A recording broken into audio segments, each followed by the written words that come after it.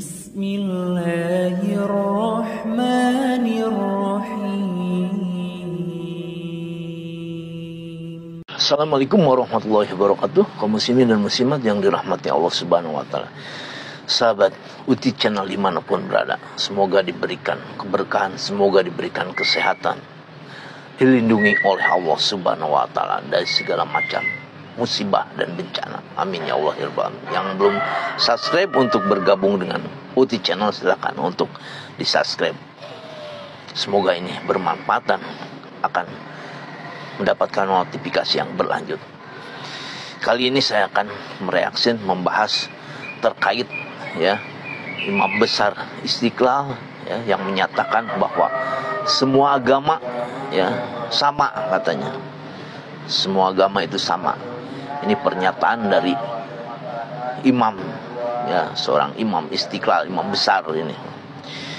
Dan adapun ini pantesan ya dengan pernyataan seperti itu.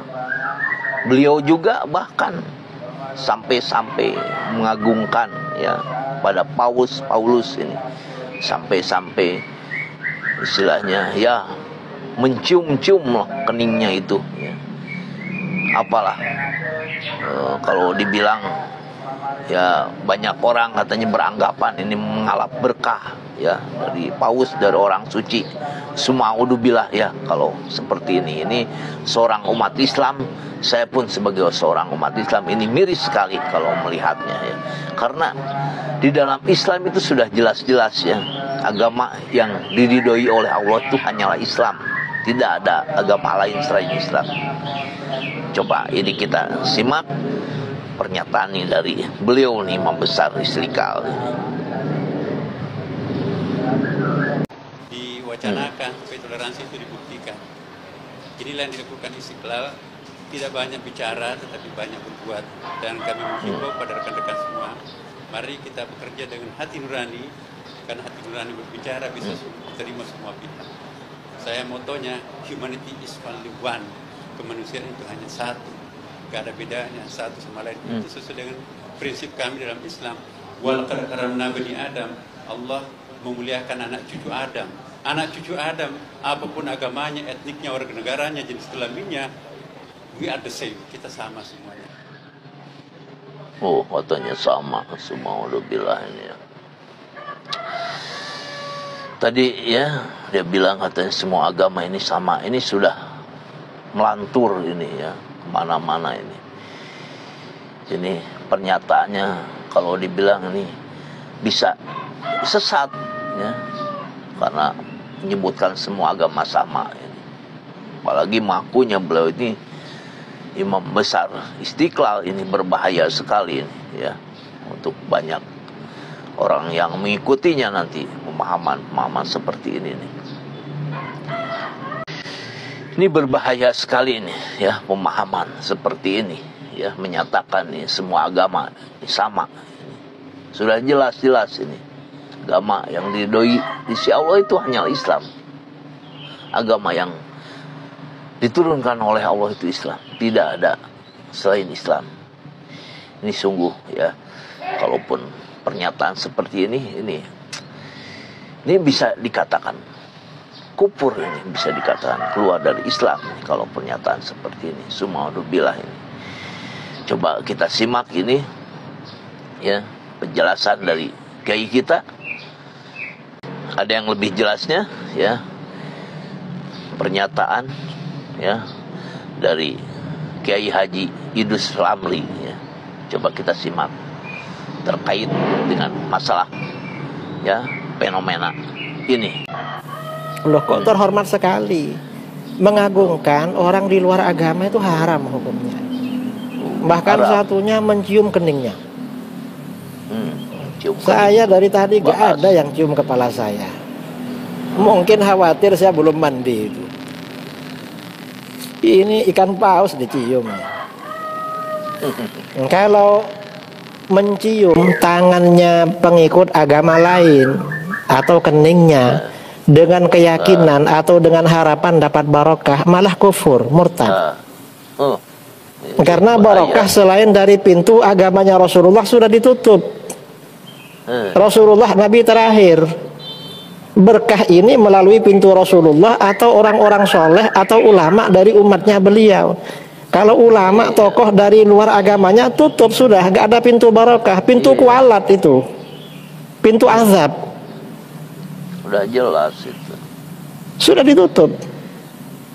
Lalu ada yang apa? Pakai seragam merah putih, pakai apa di kepalanya itu? Sinterklas. Nggak boleh itu, apalagi di masjid. Lalu Pak Pausnya ada di depan.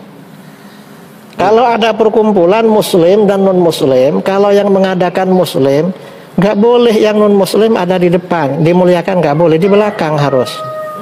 Karena oleh Allah mereka memang diakhirkan, oleh Allah memang dibelakangkan. Kita nggak boleh memajukan mereka. Yang diangkat derajatnya itu orang beriman. Yarfa'illahu alladhina amanu minkum walladzina utul ilma darajat. Orang beriman yang diangkat derajatnya. Yang nggak beriman minggir. Ini kacau semua ini. Makanya maulid ini penting. Kalau gak ada maulid orang nggak tahu nabinya. Akhirnya tokoh agama apapun ya diciumin. Malah ada yang ngantar sampai ke Papua sana itu. Ada sebagian ikut ngantar. Lah apa ikut ngantar? Saya agak pernah diantar kemana-mana. Ya bukan minta antar lah, tapi ya terlalu caper, terlalu lebay sekarang ini.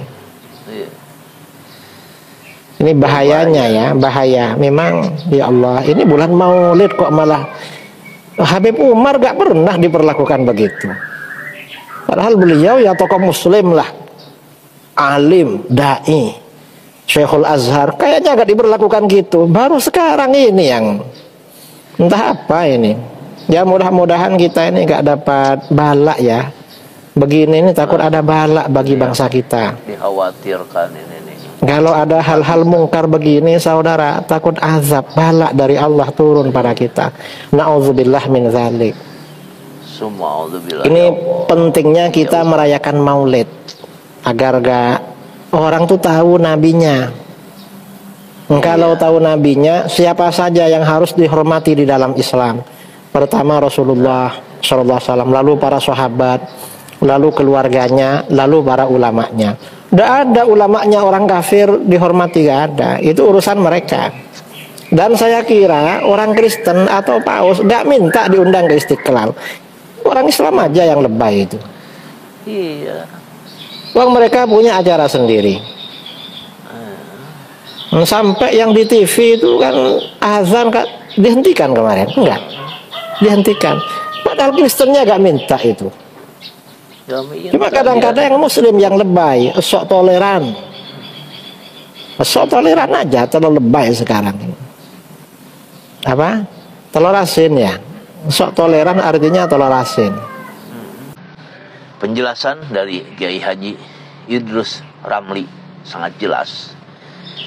Kita ini ya toleran, boleh bertoleransi dengan agama lain. Tapi ini jangan sampai lebay lah. Ya, kebablasan toleransi. Apalagi ini akan mengundang kekufuran. Sumaudzubillah ini sampai keluar dari Islam ini yang kita tidak harapkan. Bahkan yang kita tidak harapkan ini nanti kalau sudah Allah murka ini. Kalau sudah Allah murka ya, siapa yang akan kena bencana? Seluruh umat yang akan kena bencana. Tidak hanya yang melakukan kemungkaran itu, bahkan orang soleh pun akan mendapatkan bencana itu. Ini yang kita tidak harapkan. Semoga ini menjadikan kita pelajaran untuk kedepannya. Semoga ya umat Islam kedepannya lebih baik lagi, berpegang teguh kepada syariat Quran dan sunnah Rasulullah SAW yang diturunkan oleh Allah Subhanahu wa Ta'ala, supaya kita semua terhindar dari malapetaka dan bencana adab Allah Subhanahu wa Ta'ala. Wassalamualaikum warahmatullahi wabarakatuh.